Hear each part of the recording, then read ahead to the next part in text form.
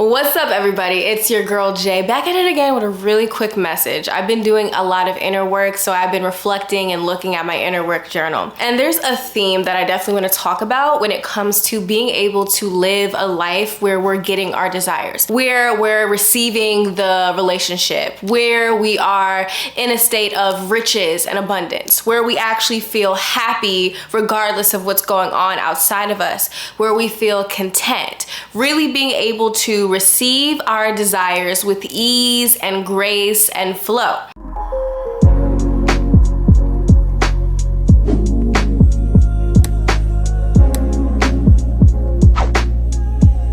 A lot of the times, a lot of us claim that we want certain things and we'll say day in, day out that I want money. I want a beautiful relationship. I want a sexy partner. I want whatever it is that you're craving, right? But then there's some dissonance going on. There's some things going on. There's a dichotomy going on between your subconscious mind and your conscious mind. Because of course, you're saying one thing, but if you're looking at your life and you're looking at your reality and you don't see that thing, there's actually somewhere in your subconscious where your subconscious does not agree.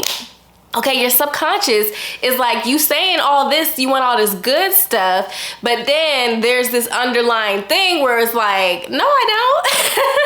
And I had to really be honest with myself when it came to this particular habit of saying I want something. But when I actually started to reflect on the issue and dive deep on the issue, I figured out some things about myself. And this was a long time ago, but I wanted to definitely talk about this because this was a key portion of my development. Understanding that I had an unhealthy desire. It was more so understanding that, yes, a part of me is like, I want happiness and all this good stuff, but then the other part of me was still obsessed with pain or drama or toxicity.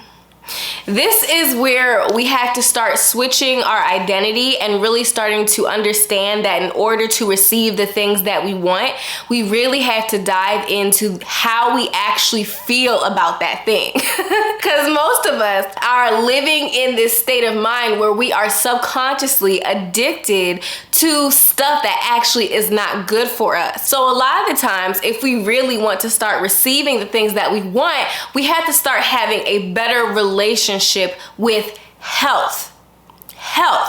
Living in a state of health and realizing that we are actually worthy to be in a state of health.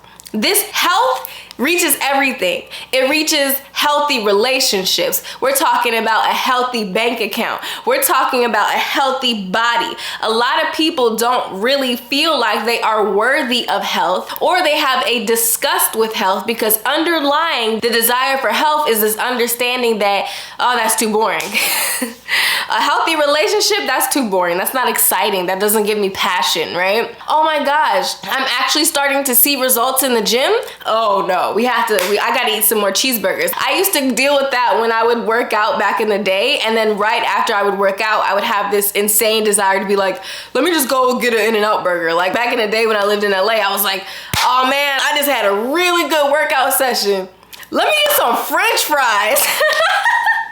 Like the brain doesn't know how to process health until we begin to raise and expand our ability to contain a healthy state of being and a healthy state of mind. This is the people that are like always complaining about the relationships and how their relationship is so toxic and how the person is just so terrible and they're always cheating on them, but then at the same time they always end up right back in that same relationship. You look at them crazy and sideways because you're like, oh, I thought you didn't like that. I thought, you were done with him. I thought that you hated that relationship, or I thought that she was always cheating on you. So why are you back in that relationship? The reason why you're back in that relationship is because consciously you may be saying to yourself you don't want that, but subconsciously the unaware part of you is convinced that that is what you deserve and that is also your comfort zone. So the moment that you start to expand past that comfort zone and belief system that you actually are worthy of having a healthy relationship and it actually can be satisfying for you, you're like, oh no, that is definitely not it. That is not okay. I have to ruin this. I have to go back to that trash guy. I have to go get a cheeseburger after my workout. The brain literally cannot handle it. So the trick about this is you want to, like I said before in my previous video, check yourself before you wreck yourself. You have to start becoming aware of this part of you, this shadow part of you, right? It's almost like the evil Kermit, like in the evil Kermit meme. You have to understand the shadow part of you. And the only way that you understand the shadow part of you is if you have the capacity to fully see the shadow part of you, to shine a flashlight on it. Because the moment that you shine a flashlight on the shadow part of you, it no longer is hiding and in there. You're not gonna be caught up in those moments where you find yourself and you're just like, why did I just do that? Well, how was this thing so good and how did it end up being so bad? How did I get here? You got there because you allowed your shadow self to completely take the reins over your life. You said, you know what? You have all the control. You just do whatever you feel like you need to do. And the thing about it is, a lot of the time you're going to be living from a state of whatever your comfort zone is. What you have to do is to be able to this is the first point, check yourself before you wreck yourself. You have to become aware of your shadow. So you have to see your shadow clearly. And the way that you do this is you have to start figuring out where you find actual resistance or discomfort with good, healthy things in your life. For example, one of the exercises that I do when it comes to teaching people about money and seeing where they might have some money limitations is getting them to count up the Dollar Tree. And as soon as they get to a number that feels a little bit weird in their system, or they feel a little slight tinge of, is that possible? That's when I'll be like, write that down. That's one blockage. So I'm like, okay, let's start counting by the thousands. Usually I'll start at hundreds, but for this example, let's count by the thousands. So I'll tell them, be like, okay, just tap into your body. So close your eyes and breathe deeply into your body and get into that relaxed state. And I want you to become aware of any feelings of discomfort come up when I say these numbers. Now, this is talking about your ability to be able to make this on a monthly basis, all right? So if I say 1,000, you can make $1,000 on a monthly basis.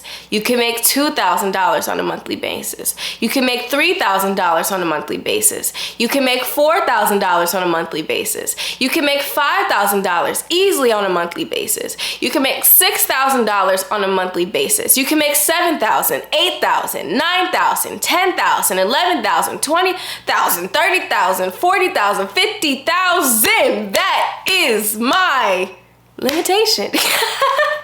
When I start thinking about the 50,000 mark, that's when I get a little bit like, oh, like, okay, that's pretty advanced. So as soon as you get to that uncomfortable mark, that's where you want to write that down and become aware of it. Because the moment that you continue to upgrade yourself, you're working on yourself, you're doing the inner work. And let's say you get to the point when you're actually starting to make $50,000 a month. The moment that you make the $50,000 a month, and if you haven't done any shadow work, that is the moment where you're gonna find yourself sabotaging it. You start making 50,000 and then the body's like, oh my gosh, I'm not used to this. So then you're like, okay, let me go right to the store, let me go right to the mall, let me go right on Amazon, and let me start spending everything. Let me just spend. Let me get all this debt. And then you're looking back like, what the freak happened? Where is my money? Where did it go? Why did I spend all my money? It's because you didn't do the shadow work. And if you were aware of that was your limitation at the current moment, that's where you experience a little bit of, resistance or whatever feeling it is, then you can start to consciously put awareness on that. You bring awareness to that. So now that limitation no longer has power over you in the subconscious realm. It's almost like the monster in the closet, and the moment you actually turn the lights on, you realize that there actually was nothing there. And if there was something there, it literally was so minuscule, it literally can't hurt you. But that's where a lot of people, they're afraid of their dark. They're afraid of the unknown. But the moment that you make the dark known, you realize that the dark is actually your superpower, because the unseen realm is the dark. But that's a whole nother discussion. If we're gonna take this situation from a love perspective, then this is the moment where you want to think about, okay, what do I actually desire in a romantic relationship? And write down those things that you actually would desire out of a person. And then visualize that person, you know, doing those things or treating you nicely, and, you know, whatever the case is, whatever it is that you desire. And the moment that you start going down your list and imagining those things and you run into a point of resistance, that's the exact moment where you want to be aware, and you're like, okay, that's my little restrictive point. That's my little discomfortability going on. So now that you're aware of it, it no longer has power over you. So when you start to get close to that line, you can check yourself before you wreck yourself, instead of letting yourself sabotage it by starting a fight, picking an argument, cheating on him, whatever the case is, whatever your sabotage thing is. Before you get to that point, you can have the awareness consciously and say, look, listen, Shadow, I got you. We're good. We can handle this. We are allowed to experience this type of happiness. We are allowed to experience happiness. I am allowed to experience a beautiful relationship. I can handle this. And you step slowly and surely into the relationship. You have to expand your ability to be able to contain the thing that you desire. I was talking about that with an ex one time. What is the energy of money? Like, how come some people are super rich and some people are super poor? And the thing that we both stopped on was this idea of space. You have to have the space, the ability to contain the thing that you desire. But if your space, which is really your subconscious, is filled up with a bunch of junk and self-worth issues and belief issues and identity crises and, you know, all that stuff from your childhood and from your family line and ancestral curses, whatever the case is, it's all clogged up in the back there. And notice how I went right to my right side. A lot of the times the right is the past and the left is the future.